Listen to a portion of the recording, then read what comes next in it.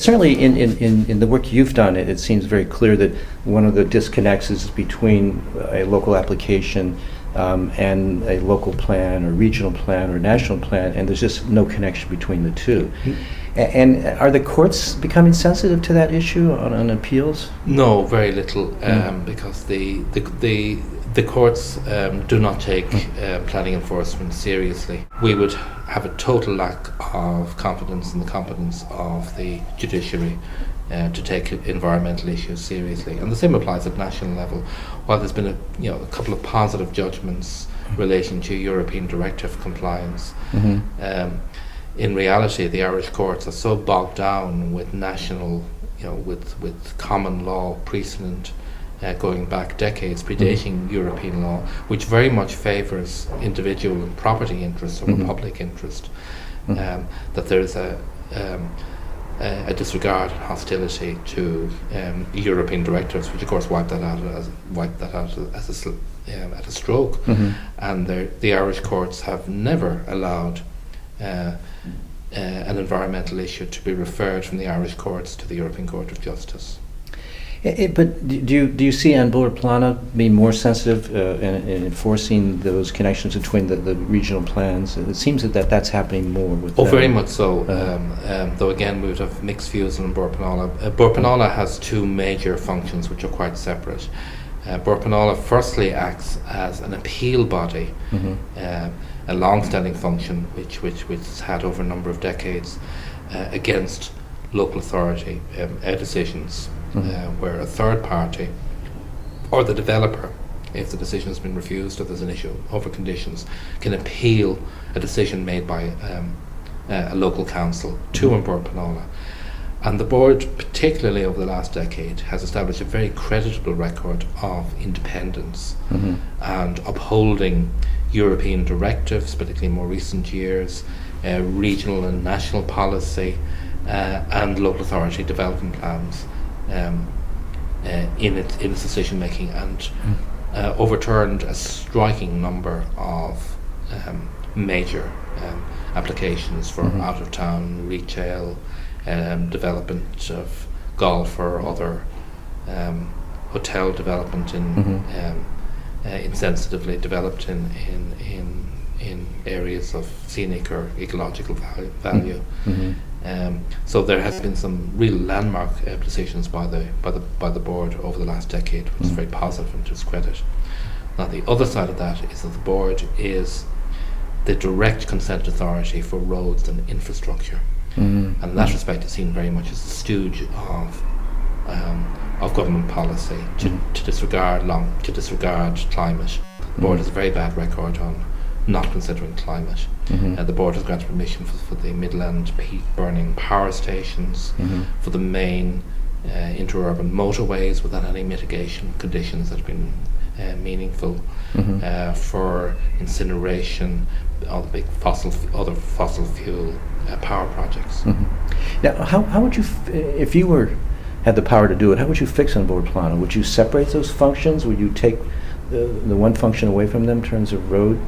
Well, An Bord Pleanála will claim that they are agents of government policy. So really,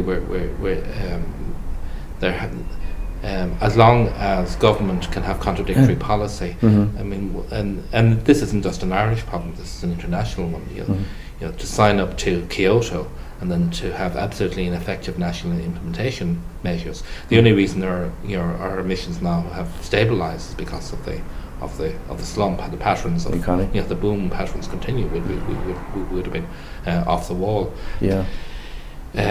We can, if we're to. And this is not just for Ireland, but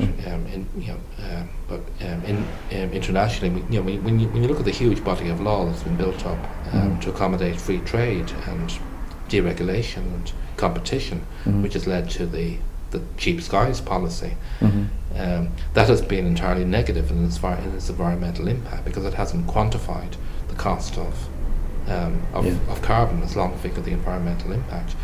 So until we have a budgetary and decision-making process which properly factors carbon and long-term environmental resource consumption impacts and adopts binding targets in general government policy decision making as well as individual applications or on an annual or aggregate basis, then we're going to go nowhere. And there is a very positive example that's been set by the UK with the Climate Change Act. And that specifically resulted just 2 months ago in the Lord Carnwood's legal judgment halting the development of the third runway at Heathrow Airport. Yes. Because there was a specific disregard to what was a legal target adopted by government through legislation. So until we have that, we will have this hypocrisy continuing of saying one thing, of signing up to international agreements, and then doing the opposite. Are you hopeful at all about the carbon tax in Ireland being effective in in controlling some of those? No, we have no optimism in that at all. I mean, it's important. The carbon tax is important because it's establishing the principle of a carbon tax. But the real object of a carbon tax is to disincentivise carbon consumption, and that the revenue would be used for very wide scale measures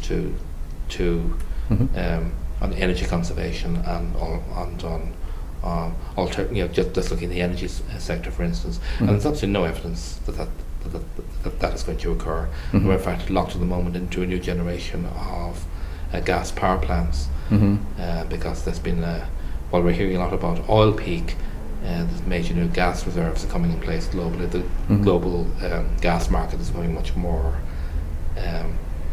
much more mobile in terms of being able to move gas around through pipelines and through liquid natural gas shipping and terminals, and Ireland is very much a part of that now. So we need to be careful about how that revenue is going to be used when the carbon tax finally comes in. Very much so. You think that's just not settled yet? Yeah, I mean that revenue, it mustn't be seen as just government using it as an excuse to top up the tax revenue for the general pot. The carbon tax must be seen to have a positive gain. It should be seen to be funding, say, government bonds for house insulation schemes. Let me go back to an issue we talked about a little bit of, and this is the local associations. Do you find less antagonism towards Taisce and its planning function if the opposition is from the local associations, or does it make no difference? It makes no difference. Okay. And in fact, what can be very difficult because the antagonism is based on vested interest. When somebody has a boggy field, they're going to turn it into a lucrative house development site. That is a very strong vested interest. That they will lash out at whoever it is. And Bord Pleanála takes a lot of heat from the local invested interest as well, do they not? Yes, because they hate in Bord Pleanála because they can't. You can ring up the senior planners and county managers and put pressure on them to push particular applications through, and that's absolutely endemic in the Irish planning system.